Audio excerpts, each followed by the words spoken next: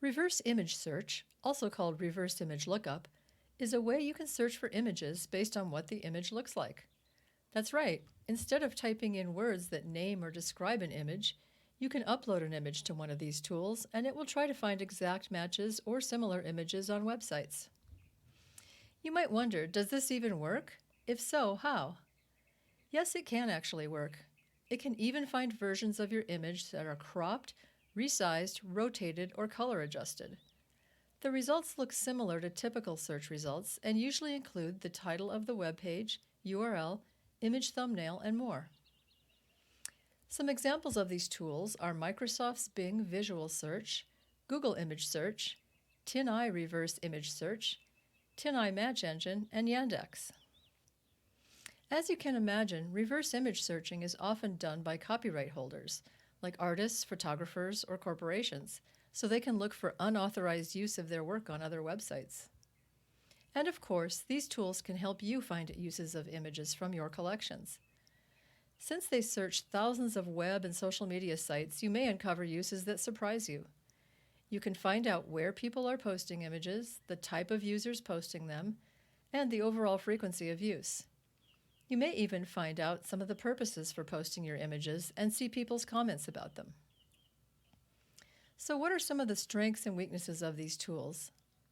For strengths, most obviously they help you find use or reuse of your digital images.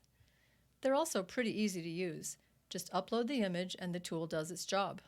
You won't have to think of the best search terms. That said, these tools do have weaknesses. First, they aren't always 100% accurate. They may sometimes give you false positive results. Also, they won't find every use of your image. They can't find images used in PDFs or video files. They only search HTML pages. They can't find images on pages that are not publicly available to search engines like Google. And if an image is poor quality, it may not be identified by these tools. Another thing to know is that these search results are based on the number of times an image has been searched and returned. That means that unpopular images may show up only on lower results pages or not be found at all. In spite of that, these are useful tools. Here are some things to keep in mind. If you use tools from the largest platforms, Google Images or TinEye, you'll get the most accurate results due to their massive databases of images. Most of these tools don't allow for batch searching. You can only search for one image at a time.